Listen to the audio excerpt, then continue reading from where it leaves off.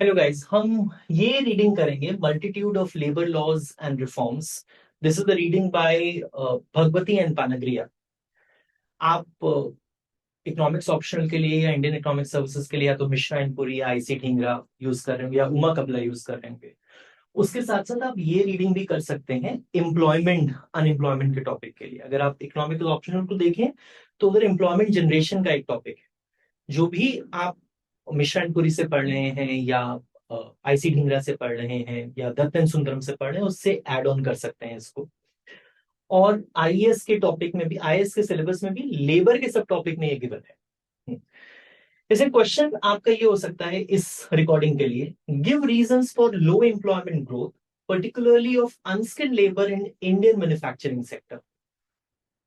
कि unskilled labour क्यों कम employ हो रहा है, उसकी ग्रोथ इतनी कम क्यों हो रही है इंडियन मैन्युफैक्चरिंग सेक्टर, इसके क्या रीजंस हैं, ये हम इस रिकॉर्डिंग में देखें। राइट, चलिए देखिए। जो पहला इशू है रीडिंग के अंदर, हम इस बारे में बात कर रहे हैं कि employment generation of for unskilled workers. देखिए, वो ये कहते हैं कि अगर आप डेवलपमेंट ऑफ इंडियन इकोनॉमी को देखें तो वो दो चीजों पे निर्भर करती है। पहला तो कि क्या ग्रोथ एक्सेलरेट हो रही है कि नहीं हो रही है, जल्दी जल्दी ग्रोथ हो रही है। दूसरा, वो इस बात पे निर्भर करती है कि आप क्या ये जो ग्रोथ हो रही है, क्या ये इंक्लूसिव ग्रोथ है कि नहीं है। देखिए, इंक्लूसिव ग्रोथ का यहां पे ये मतलब होगा कि जो लोग एग्रीकल्चर में एम्प्लॉयड हैं, अगर वो उधर डिसगाइजली अनएम्प्लॉयड हैं, तो उनके लिए बेहतर यह है कि उनको इंडस्ट्रियल और सर्विसेज सेक्टर में पहुंचाया जाए। जो लोग जो इनफॉर्मल सेक्टर में एम्प्लॉयड हैं, उनको फॉर्मल सेक्टर में पहुंचाया जाए। रीजंस आपको पता ही है कि उधर वेजेस ज्यादा हैं, वर्किंग कंडीशंस बेटर हैं, उधर ग्रोथ ज्यादा है। और दूसरा और तीसरी बात ये कि रैपिड रैपिड अर्बनाइजेशन होनी चाहिए। देखिए, जहां तक बात रैपिड अर्बनाइजेशन की है, वो तो ये है कि मान लीजिए अगर किसी रूरल क्षेत्र के अंदर भी इंडस्ट्रीज डेवलप कर जाती हैं, तो वो क्षेत्र अपने आप से अर्बन होने लग जाता है धीरे धीरे।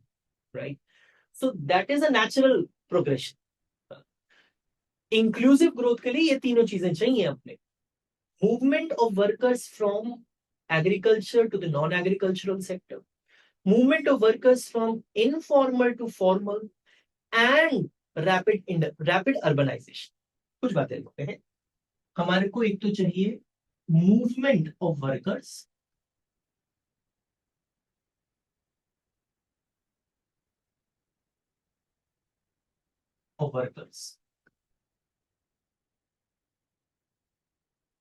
फ्रॉम एग्रीकल्चर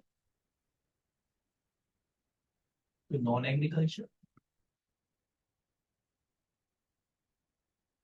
हमारे को चाहिए movement of workers from informal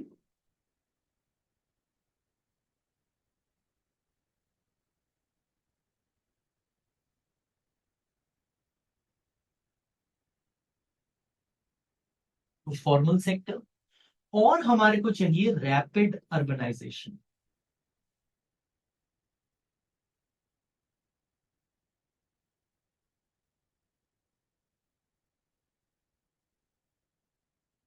rapid urbanisation, वही कहते हैं कि अगर आप एग्रीकल्चर के आउटपुट को देखें तो उसका शेयर तो डिक्लाइन हुआ है ओवर द इयर्स, लेकिन उसमें जो एम्प्लॉयमेंट है वो डिक्लाइन नहीं, वो डिक्लाइन नहीं हुई। एम्प्लॉयमेंट उतनी ही, लेकिन आउटपुट नहीं बढ़ा। ये तो किसी भी प्रकार से किसी इकोनॉमी के लिए अच्छी बात नहीं है। और दूसरे ही स्तर पे अगर आप देखते हैं कि जो भी एम्प्लॉयमेंट इंडस्ट्री और सर्विसेज में भी हो रही है, वो भी मेनली इनफॉर्मल सेक्टर में, स्मॉल सेक्टर में है। तो small and informal sector they have a character of low productivity, right, they are characterised by low productivity. इस बात को बताने के लिए उन्होंने एक एक बहुत बढ़िया एग्जाम्पल भी दिया। उन्होंने कहा कि जो इंडियन एंटरप्रेन्योर्स हैं, वो रिलक्टेंट हैं अनस्किल्ड लेबर को एम्प्लॉय करने के लिए। देखिए हमारे देश में बहुत बड़ी पॉपुलेशन है, और उससे उससे जो जो जो प्रोपोर्शन ऑफ पॉपुलेशन आ रहा है वो अनस्किल्ड ज्यादा है एज कम्पेयर टू स्किल्ड। अब उसके अलग रीजंस हो सकते हैं कि क्यों अनस्किल्ड ज्यादा है, क्यों स्किल कम है, लेकिन यहां पर बात यह है कि अनस्किल्ड लेबर ज्यादा है as compared to skilled. Employment तो सबको चाहिए, लेकिन हमारी फर्म्स मेनली स्किल्ड लेबर को ही एम्प्लॉय करती हैं, वो अनस्किल्ड लेबर को एम्प्लॉय नहीं कर रही। उसके लिए उन्होंने बहुत अच्छा एक एग्जाम्पल दिया। एक ये बताया कि आप सारी प्राइवेट सेक्टर फर्म्स को ले लीजिए, all private establishments which are employing more than 10 workers. फिर आप ये ले लीजिए private sector manufacturing, private sector manufacturing में वो फर्म जो कि 10 से ज्यादा लोग एम्प्लॉय करते हैं। 1990-91 में और 2007-8, अगर आप ये देखें कि all private sector establishments which have more than 10 workers, 1991 में इनकी संख्या 7.7 मिलियन थी, और ये बढ़कर सिर्फ 9.8 मिलियन हुई। सिर्फ यहां पर ये 4.5 मिलियन थी, ये बढ़ के 5 मिलियन हुई। ये बढ़ के सिर्फ 5 मिलियन हुई। आप ये देख रहे हैं कितना छोटा चेंज है। और आपको क्या लगता है कि कितने लोग लेबर फोर्स में आ जाते होंगे हर साल? हर साल 10 मिलियन लोग आ रहे हैं। एम्प्लॉयमेंट कितनी है? And that is between these years, right? So this small change, एक लाइन देखेंगे मेरे साथ साथ, आप ये लिख भी सकते हैं, please right, this small change has taken place against the backdrop of much larger 10 million workers joining the workforce each year. Joining the workforce each year. उन्होंने कहा कि क्यों हम बहुत लोगों को एम्प्लॉय नहीं कर पा रहे हैं, व्हाट आर द रीजंस कि हम बहुत से लोगों को एम्प्लॉय नहीं कर पा रहे, what are the reasons? Reasons में उन्होंने कहा कि पहला रीजन तो यह है कि जो हमारा मैन्युफैक्चरिंग सेक्टर है वो बहुत धीरे ग्रो कर रहा है, slow growth of manufacturing sector. दूसरा रीजन पुअर परफॉर्मेंस, मैं अभी इन्हीं के बारे में बात करूंगा। Poor performance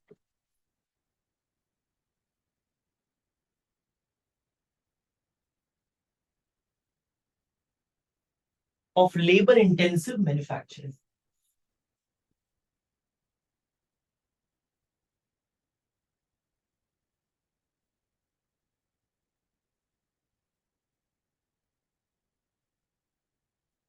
Of labor intensive manufacturing and high and rising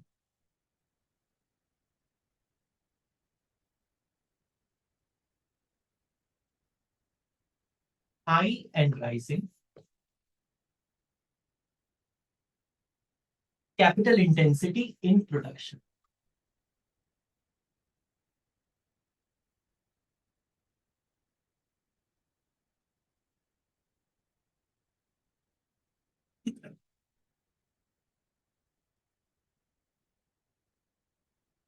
capital intensity in production. खुद देखिए कि अगर मैन्युफैक्चरिंग सेक्टर ग्रो करता है तो ये जो अनस्किल्ड लेबर फोर्स है ना, ये ज्यादा इंप्लॉयड हो सकते हैं। Services sector generally skilled labour force को ही इंप्लॉय करता है। अभी I have a lot to talk about this. Poor performance of labour intensive manufacturing, चलिए मैन्युफैक्चरिंग सेक्टर, चलिए आप मैन्युफैक्चरिंग सेक्टर में भी लेबर इंटेंसिव सेक्टर को देख लीजिए। अगर वो भी अच्छी तरह से ग्रो कर जाता तो भी हमारी बात बन जाती, वो भी नहीं हुआ है इंडिया में। ना ही सिर्फ ये, जो मैन्युफैक्चरिंग सेक्टर है वो भी, उसमें भी जो कैपिटल यूसेज है वो ज्यादा हो रहा है।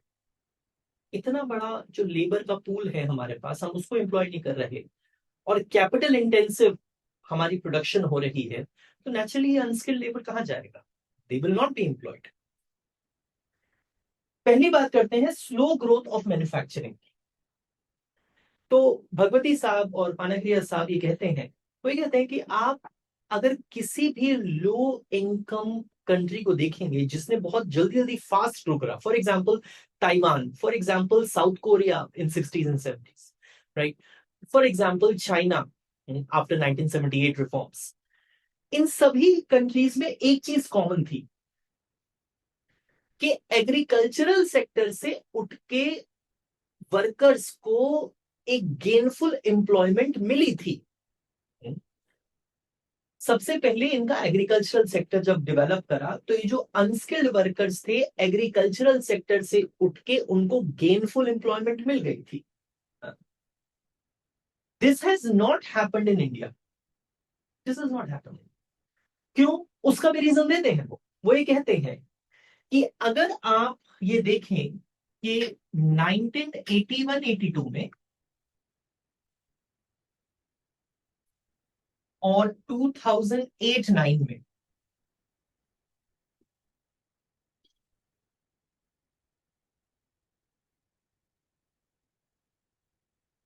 मैन्युफैक्चरिंग सेक्टर का शेयर देखें जीडीपी के अंदर, तो आप ये पाएंगे कि इस साल ये था 16.8%, जो घट के रह गया 15.8%।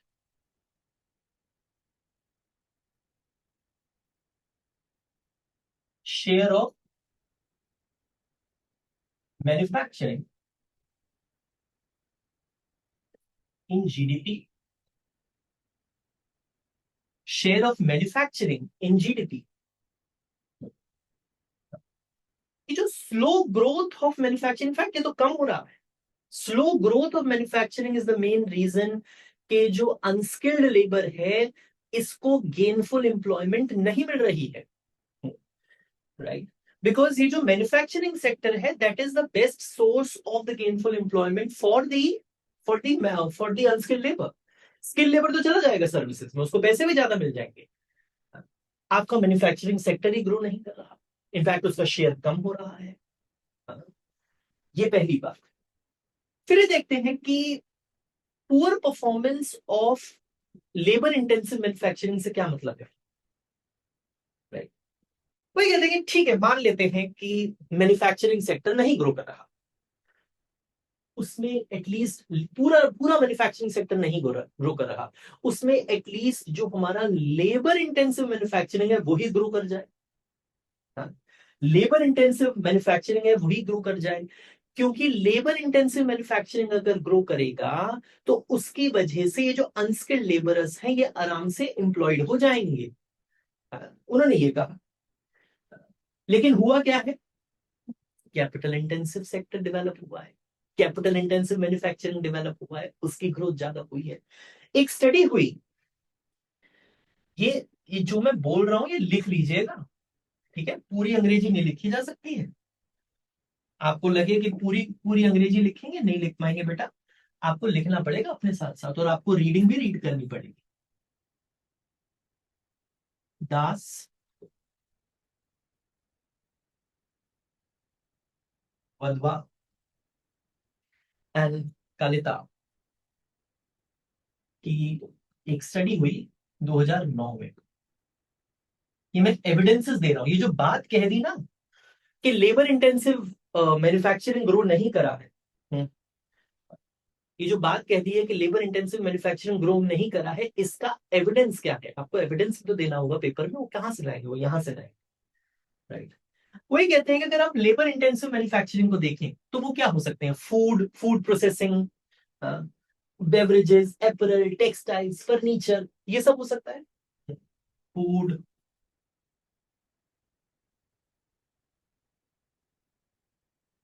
बेवरेजेस,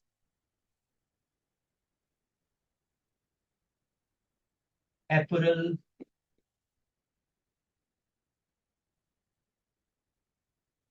टेक्सटाइल्स, ये सब हो सकता है बेटा।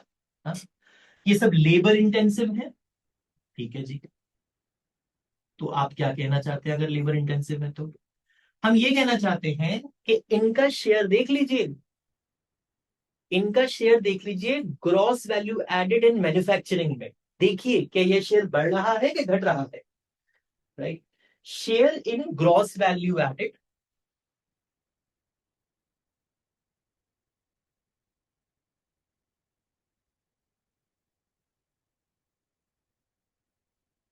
इन ऑर्गेनाइज्ड मैन्युफैक्चरिंग।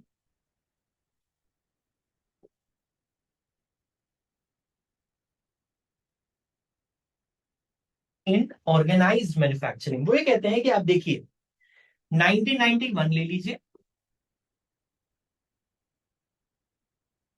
आप 2001 ले लीजिए, आप 2003-4 ले लीजिए, ठीक है? आप ये पाएंगे कि ये था 12.94%,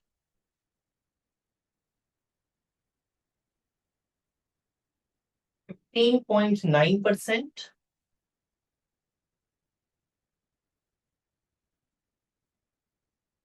और ये फिर से 12.9%। मोरल स्टेगनेंट नहीं लगा, थोड़ा सा बड़ा था लेकिन फिर से शेयर कम हो गया, स्टेगनेंट रहा। इसके अलावा जो जो सेक्टर्स ग्रो करे वो कौन से सेक्टर्स थे? वो सेक्टर थे ऑटोमोबाइल, वो थे 2 और 3 व्हीलर, वो थे रिफाइनिंग, वो थे इंजीनियरिंग गुड्स। ये कौन से सेक्टर थे? ये कैपिटल इंटेंसिव सेक्टर्स थे, ठीक है?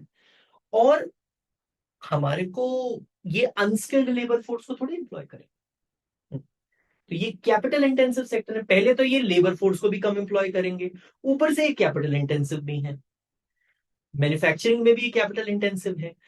तो जिस सेक्टर से हम अनस्किल्ड लेबर फोर्स की एम्प्लॉयमेंट को चाह सकते थे वो सेक्टर होने ही रहा डेवलप। तो जो सेक्टर डेवलप हुआ वो कौन सा था? Capital intensive. हाँ, ये पॉइंट्स लिख लीजिएगा, लिख लीजिएगा, आपसे बार बार कह रहा हूं। दूसरी बात, फिर दूसरा एविडेंस, चलो ठीक है, एक्सपोर्ट्स देख लेते हैं।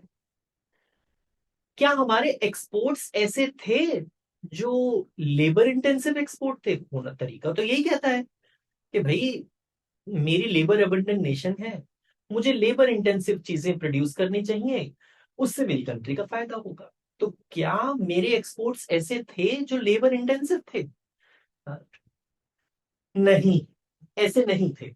Even exports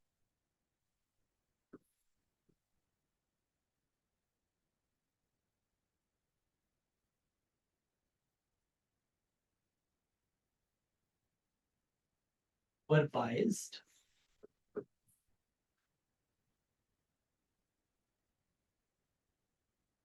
towards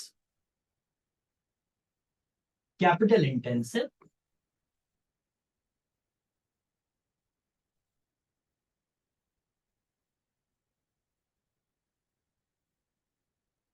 plus skilled labour force. अगर लेबर फोर्स उन्होंने इंप्लॉय भी करी तो वो स्किल्ड थी, राइट?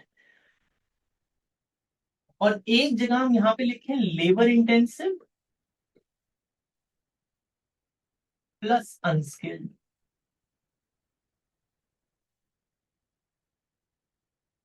यहां लिखे 1990-91,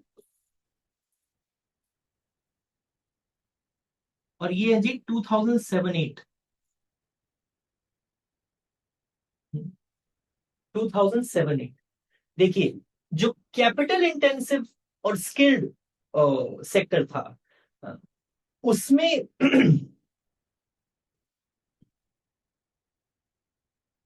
this has this share has increased.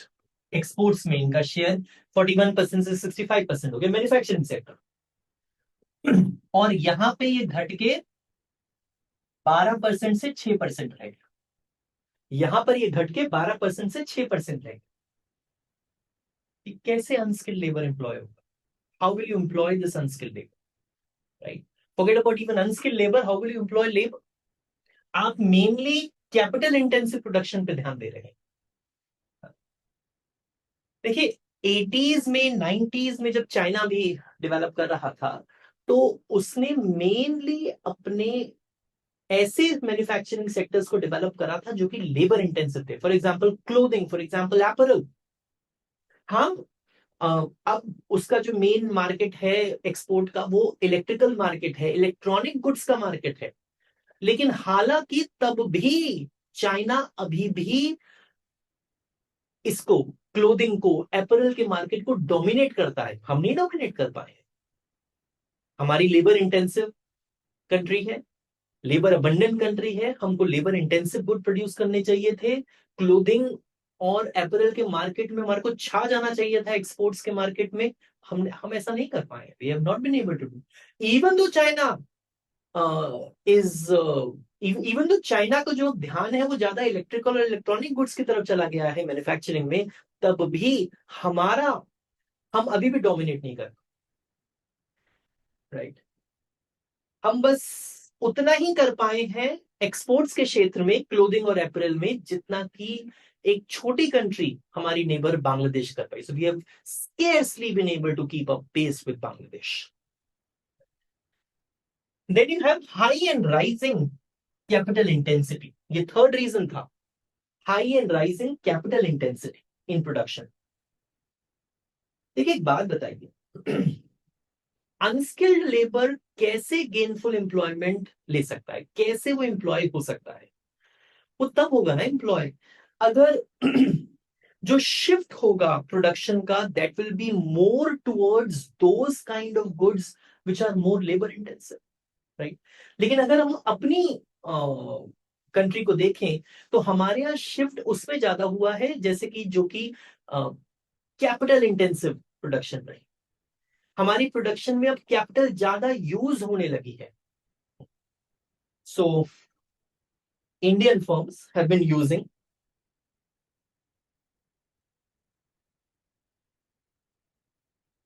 Indian firms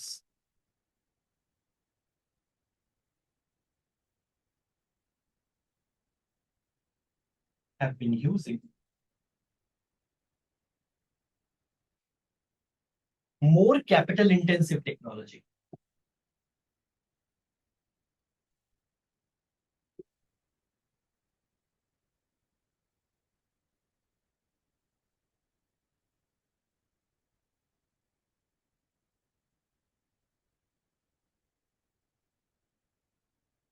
More capital intensive technology, right? In relation to the availability of factors, in relation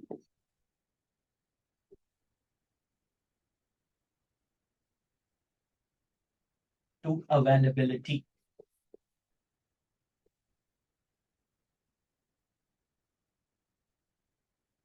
of factors. बताइए, क्या हमारे पास कैपिटल ज्यादा है जो हम कैपिटल का रेशियो बढ़ा रहे हैं अपनी प्रोडक्शन?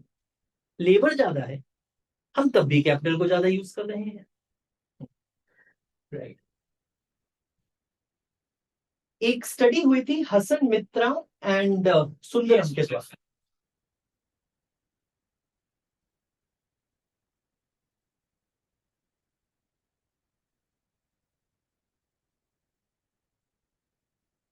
हसन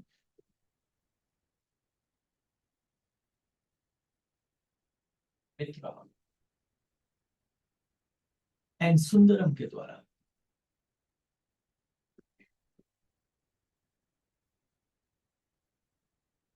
2010 में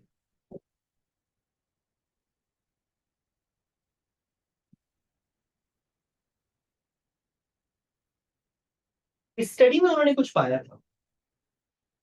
वो ये कह रहे थे कि जो लेबर कैपिटल रेशियोज हैं in vast majority of manufacturing industries in India are lower than, वो लोअर है as compared to the other countries at the similar level of development and the factor and down. होना क्या चाहिए था? हमारा labour capital ratio ज्यादा use होना चाहिए था. हम लेबर इंटेंसिव कंट्री हैं, लेकिन हम तब भी, हमारा जो लेबर कैपिटल रेशियो है वो और सिमिलर कंट्रीज के कंपैरिजन में कम ही है। So please right labour capital ratio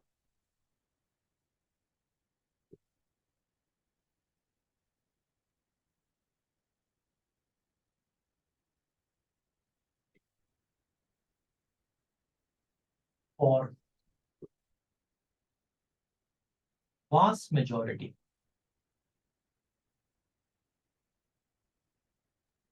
or vast majority of manufacturing firms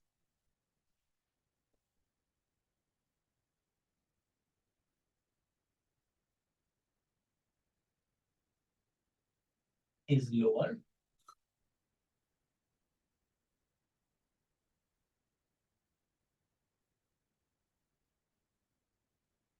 as compared to other countries, as compared to the other countries with similar level of development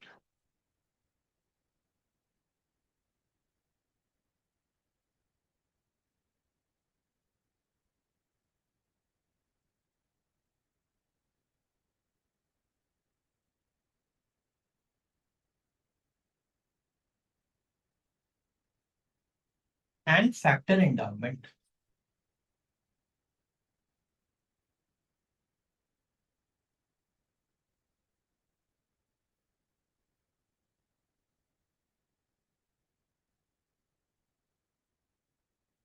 Factor endowment. Right. तो ये कह रहे हैं so this is what these are the reasons कि आप जो unskilled labour है उसको गेनफुल एम्प्लॉयमेंट नहीं दे पा रहे हैं। ये तीन मेन रीजन है बेटा। Slow growth of manufacturing, poor performance of labor intensive manufacturing and high and rising capital ratios, capital intensity in production। ये चीज है राइट।